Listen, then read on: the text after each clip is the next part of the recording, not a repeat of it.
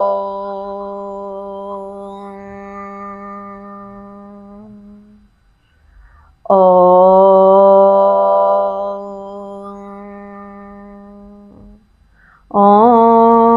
सहनाववतु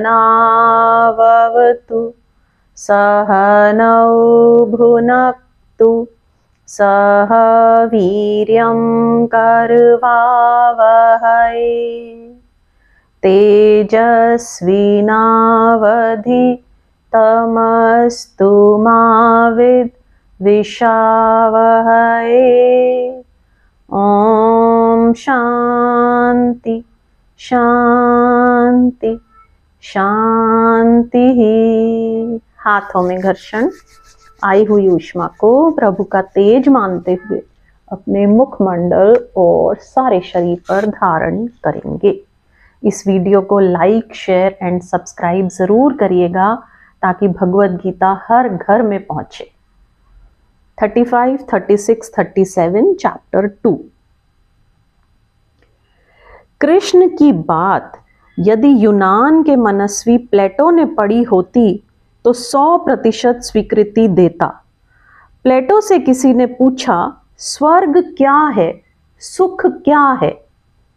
प्लेटो ने कहा, व्यक्ति जो हो सकता है, जो उसके बीज में छिपा है, जिस दिन वही हो जाता है उसी दिन स्वर्ग है। स्वर्ग ना कोई स्थान नहीं होता है कि आकाश में ऊपर स्वर्ग है।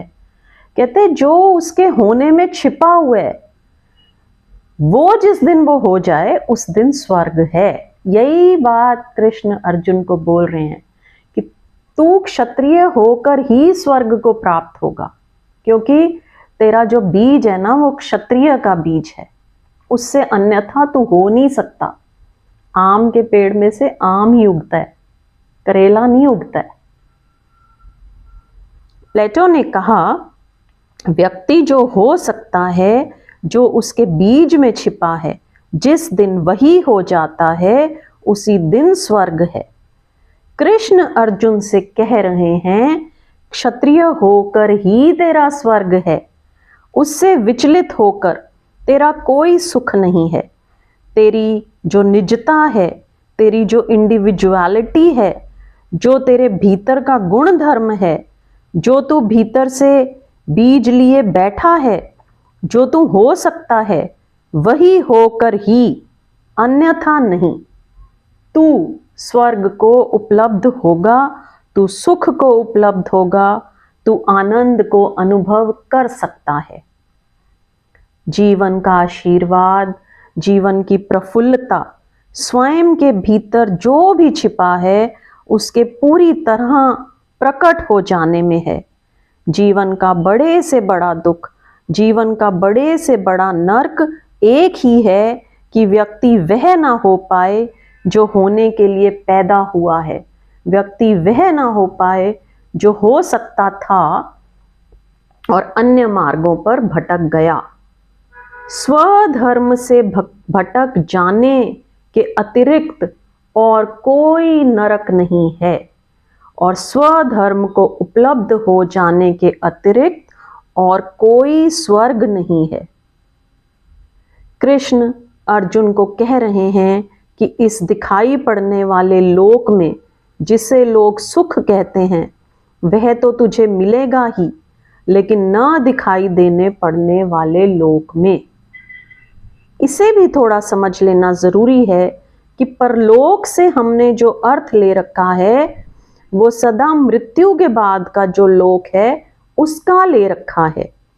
हमने जो व्याख्या कर रखी है अपने मन में इस लोक की और उस लोक की, वह टेम्पोरल है, टाइम में है। ठीक है ना, हम बोलते हैं परलोक यानी मरने के बाद, ऐसा नहीं है। यह लोक और परलोक सदा ही मौजूद है, टेम्पोरल नहीं है, समय में उनका विभाजन नहीं है कि यहाँ लोक है और बाद में परलोक मिलेगा मरने के बाद, ऐसा नहीं है। टाइम में उसका विभाजन नहीं है, दोनों एक साथ ही हैं इसी समय।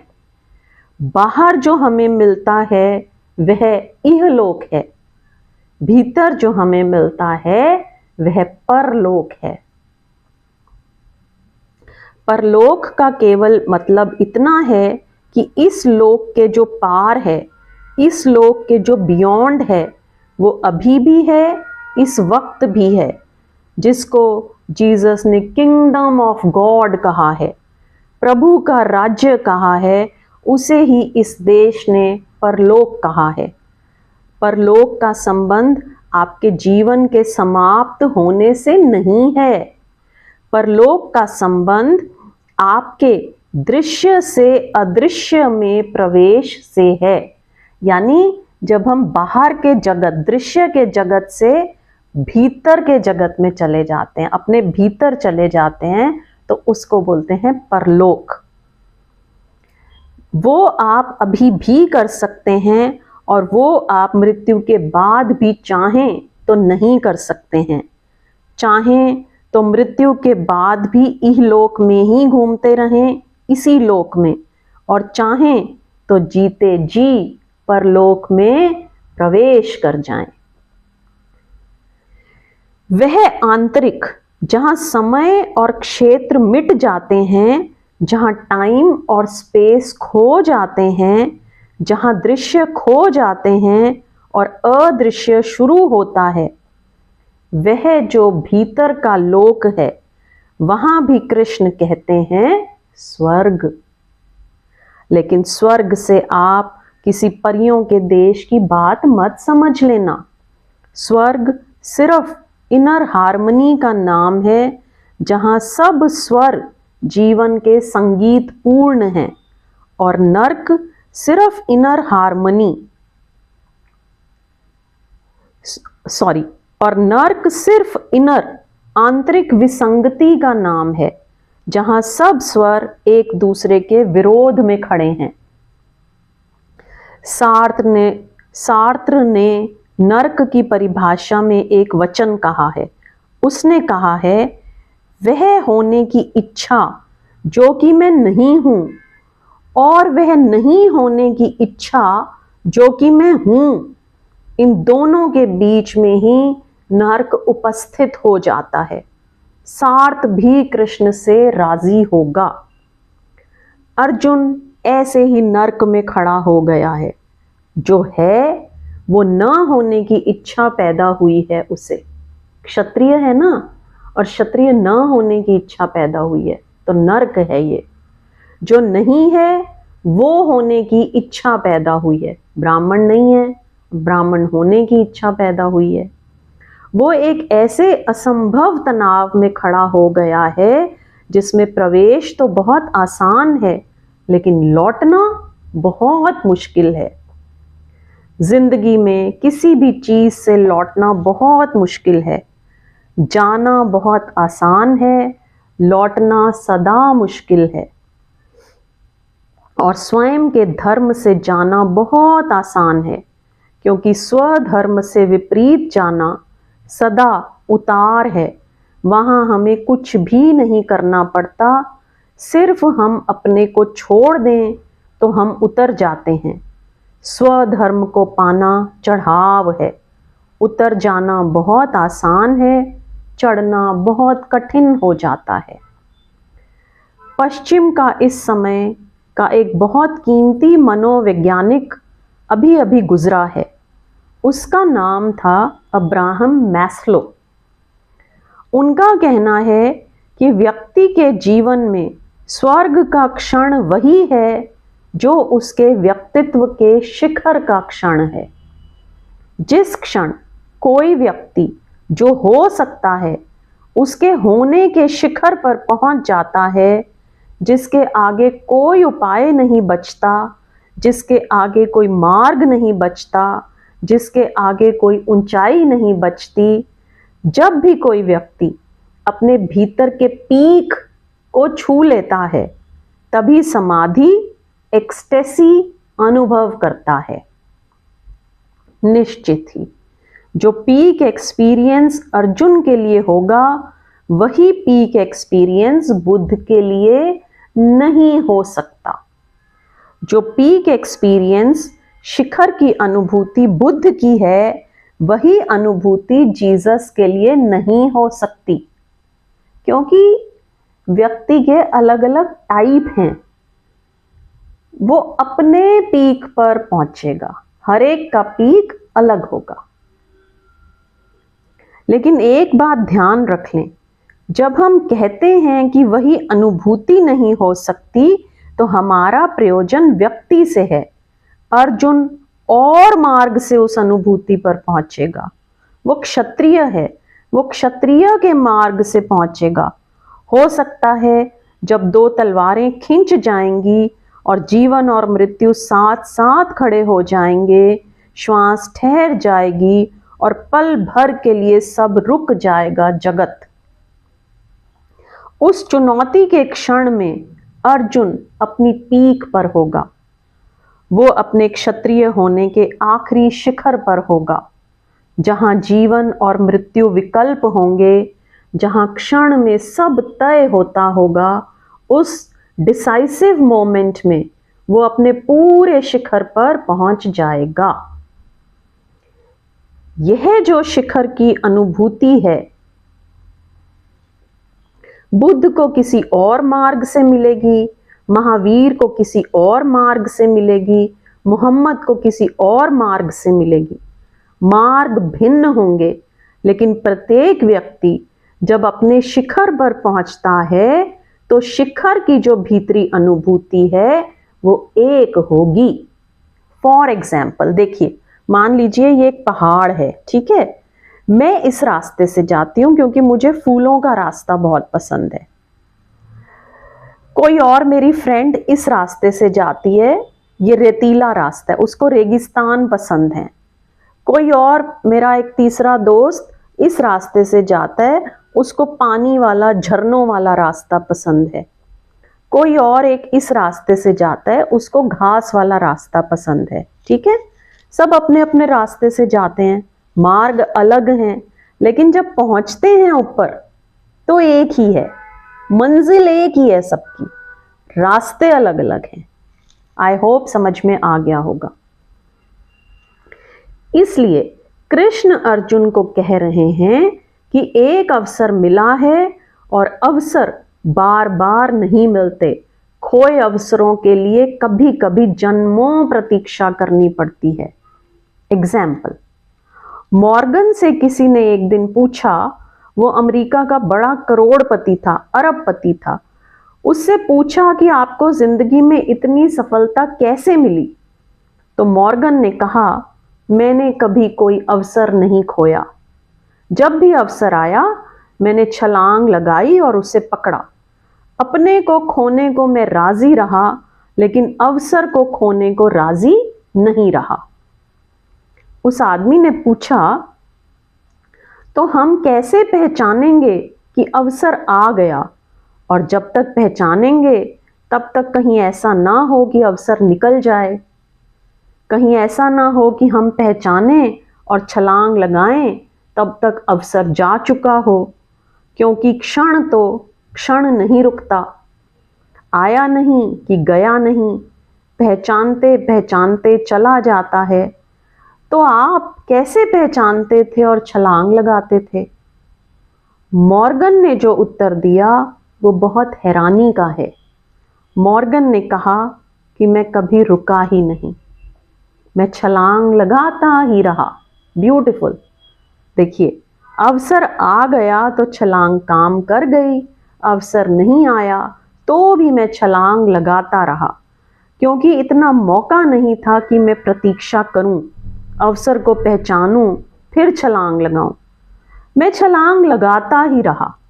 अवसर का घोड़ा नीचे आ गया तो हम सवार थे, लेकिन हमारी छलांग जारी थी। जब घोड़ा नहीं था तब भी।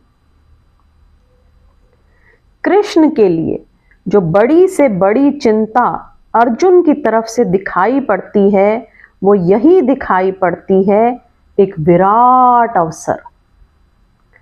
अर्जुन को महाभारत जैसा अवसर न मिले तो अर्जुन का फूल खिल नहीं सकता। कोई छोटी मोटी लड़ाई में नहीं खिल सकता उसका फूल। जहां जीत सुनिश्चित हो वहां अर्जुन का फूल नहीं खिल सकता। जहां जीत पक्की हो वहां अर्जुन का फूल नहीं खिल सकता। जहां जीत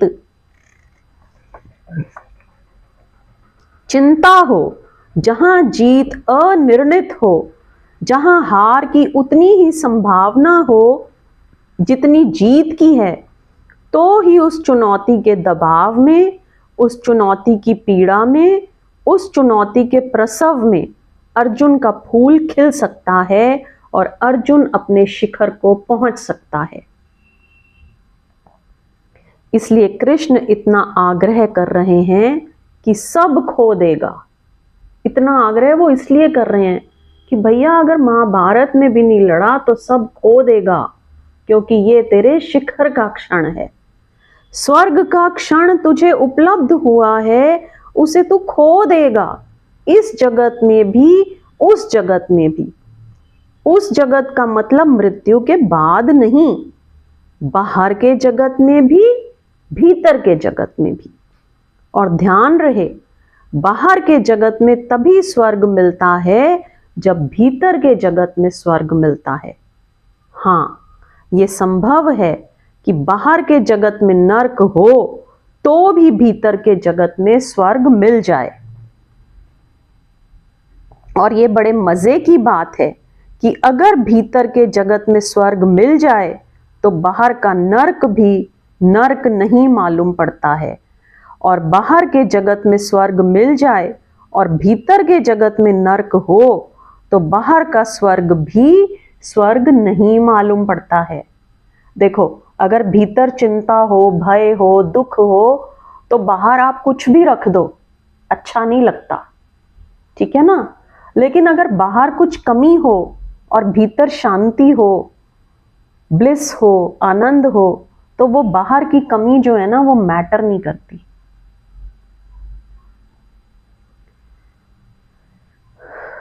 मैंने सुना है कि बक इंग्लैंड का एक बहुत बड़ा विचारक था। बक ने एक दिन चर्च में जो फकीर बोलता था उससे पूछा कि मैं तुमसे पूछना चाहता हूं। उस दिन उसने बाइबल के एक वचन की व्याख्या करते हुए कहा कि भले लोग जो परमात्मा में विश्वास करते हैं वे स्वर्ग को उपलब्ध होते हैं। तो बक ने उससे पूछा कि आप कहते हैं भले लोग जो परमात्मा में विश्वास करते हैं वे स्वर्ग को उपलब्ध होते हैं, तो मैं पूछना चाहता हूं कि बुरे लोग जो परमात्मा में विश्वास करते हैं वे स्वर्ग को उपलब्ध होते हैं या नहीं। और ये भी पूछना चाहता हूं कि भले लोग जो परमात्मा में विश्वास नहीं करते हैं वे स्वर्ग को उपलब्ध होते हैं या नहीं। वो फकीर साधारण फकीर नहीं था, ईमानदार आदमी था। उसने कहा, उत्तर देना मुश्किल है जब तक कि मैं परमात्मा से ना पूछ लूं, क्योंकि इसका मुझे कुछ भी पता नहीं। रुको, 7 दिन में प्रार्थना करूं फिर उत्तर दे सकता हूं, क्योंकि तुमने मुझे मुश्किल में डाल दिया। अगर मैं ये कहूं कि भले लोग जो परमात्मा में विश्वास नहीं करते नरक जाते हैं तो भलाई बेमानी हो जाती है, मीनिंगलेस हो जाती है। और अगर मैं ये कहूं कि भले लोग जो परमात्मा में विश्वास नहीं करते वे भी स्वर्ग को उपलब्ध हो जाते हैं तो परमात्मा बेमानी हो जाता है, उसमें विश्वास का कोई अर्थ नहीं रहता। तो रुको। लेकिन वो फकीर 7 दिन सो नहीं सका। सब तरह की प्रार्थनाएं की लेकिन कोई उत्तर नहीं मिला। 7वां दिन आ गया। सुबह ही 8 बजे बक मौजूद हो जाएगा और पूछेगा कि बोलो।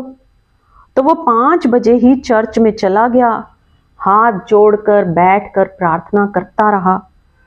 प्रार्थना करते करते उसे नींद लग गई। उसने एक स्वप्न देखा, वही जो 7 दिन से उसके प्राणों में चल रहा था वही स्वप्न बन गया। उसने स्वप्न देखा कि वो ट्रेन में बैठा हुआ है, तेजी से ट्रेन जा रही है। उसने लोगों से पूछा ये ट्रेन कहाँ जा रही है? उन्होंने कहा, ये स्वर्ग जा रही है। उसने कहा, अच्छा हुआ मैं देख ही लूं, सुकरात कहाँ है? आदमी अच्छा था, लेकिन ईश्वर में भरोसा नहीं था। वे सारे लोग कहाँ हैं? बुद्ध कहाँ हैं? आदमी अच्छे से अच्छा था, लेकिन ईश्वर की कभी बात नहीं की। महावीर कहाँ है? आदमी अच्छे से अच्छा था, लेकिन परमात्मा की जब भी किसी ने बात की तो कह दिया कि नहीं है। तो ये सब कहाँ है? स्वर्ग पहुंच गई ट्रेन। बड़ी निराशा हुई, लेकिन स्वर्ग को देखकर ऐसी आशा ना थी। सब उजड़ा उजड़ा मालूम पड़ता था, सब रूखा रूखा मालूम पड़ता था, रौनक ना थी। तो पूछा, यही स्वर्ग है ना? लोगों ने कहा, यही स्वर्ग है। पूछा कि महावीर कहाँ, बुद्ध कहाँ, सुकरात कहाँ? बहुत खोजबीन की, पता चला कि नहीं है। बहुत घबराया फकीर। स्टेशन भागा हुआ आया और कहा कि नर्क की गाड़ी में बैठा और नर्क पहुंचा, लेकिन बड़ी मुश्किल में पड़ा। देखा कि बड़ी रौनक है, जैसी स्वर्ग में होने की आशा थी ऐसी रौनक है। जैसी नर्क में उदासी होनी चाहिए थी वैसी स्वर्ग में थी। तो बड़ी चिंता हुई उसे कि कुछ भूल चूक तो नहीं हो रही है। स्टेशन पर उतरा तो बड़ी ही रौनक है। रास्तों से निकला तो बड़ा काम चल रहा है, बड़ा आनंद है। कहीं गीत हैं, कहीं कुछ है, कहीं कुछ है। उसने पूछा, सुकरात, महावीर और बुद्ध कहाँ हैं? उन्होंने कहा, यहाँ हैं। उसने कहा, लेकिन ये नर्क है। सुकरात नर्क में? तो जिस आदमी से उसने पूछा था उसने कहा कि चलो मैं तुम्हें सुकरात से मिला देता हूं। एक खेत में सुकरात गड्ढा खोद रहा था। उसने सुकरात से पूछा कि तुम सुकरात और यहां नर्क में, अच्छे आदमी और नर्क में? तो सुकरात हंसने लगा और उसने कहा, तुम अभी भी गलत व्याख्याएं किए जा रहे हो। तुम कहते हो अच्छा आदमी स्वर्ग में जाता है, हम कहते हैं, ध्यान से सुनिएगा, बहुत अच्छी बात है, हम कहते हैं अच्छा आदमी जहां जाता है वहां स्वर्ग आता है। ब्यूटीफुल। मैं फिर से पढ़ती हूं। सुकरात ने कहा कि तुम अभी भी गलत व्याख्याएं किए जा रहे हो। तुम कहते हो कि अच्छा आदमी स्वर्ग में जाता है, हम कहते हैं अच्छा आदमी जहां जाता है वहां स्वर्ग आता है। तुम गलत ही बात, व्याख्या, अभी तक तुम अपनी बाइबल से गलत व्याख्या किए जा रहे हो। हम कहते हैं अच्छा आदमी जहां जाता है वहां स्वर्ग आता है, बुरा आदमी जहां जाता है वहां नर्क आता है। अच्छे आदमी स्वर्ग नहीं जाते। स्वर्ग कोई रेडीमेड जगह नहीं कि वहां कोई चला गया। स्वर्ग अच्छे आदमी का निर्माण है। वो उसके भीतर जब अच्छा निर्मित हो जाता है तो बाहर अच्छा फैल जाता है। वो अच्छे आदमी की छाया है, वो अच्छे आदमी की सुगंध है, वो अच्छे आदमी के प्राणों की वीणा से उठा संगीत है। नर्क कोई स्थान नहीं है, वो बुरे आदमी के जीवन से उठे विसंगीत का फैल जाना है। वो बुरे आदमी के भीतर से उठी दुर्गंधों का छा जाना है। वो बुरे आदमी के भीतर जो विक्षिप्तता है उसका बाहर तक उतर आना है। कृष्ण जब अर्जुन से कहते हैं कि स्वर्ग का क्षण है, उसे तू खो रहा है, तो एक ही बात ध्यान में रखनी है कि तेरे आंतरिक व्यक्तित्व के लिए जो शिखर का अनुभव हो सकता है उसका क्षण है और तू उसे खो रहा है। आज इतना ही। Like, share and subscribe. और वीडियो जो है ना हमेशा एंड तक सुना कीजिए, ये बहुत अच्छे लेक्चर्स हैं और आप कहीं से भी शुरू करें, आप फर्स्ट चैप्टर से शुरू करें, आप 15वें चैप्टर से शुरू करें, आप 18वें चैप्टर से शुरू करें, ये मैटर नहीं करता। बहुत कुछ अच्छा आपको सुनने को मिलेगा और कहीं से भी शुरू करेंगे आपको डेफिनेटली समझ आएगा। आइए ज्ञान मुद्रा में एक बार ओम की ध्वनि और शांति पाठ।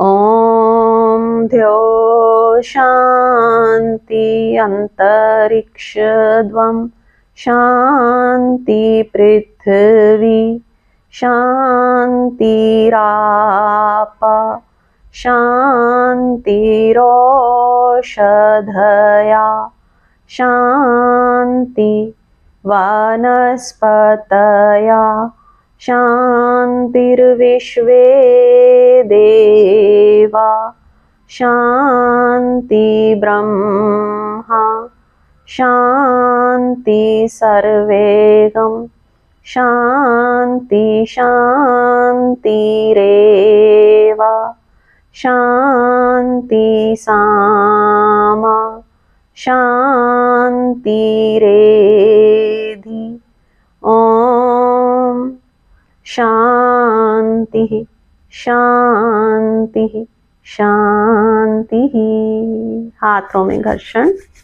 आई हुई ऊष्मा को प्रभु का ब्रह्म तेज मानते हुए अपने मुखमंडल और सारे शरीर पर धारण करेंगे। यहीं से आज का सेशन संपन्न। नेक्स्ट सेशन का निमंत्रण। सबका धन्यवाद, सबको नमस्कार। जय श्री कृष्णा।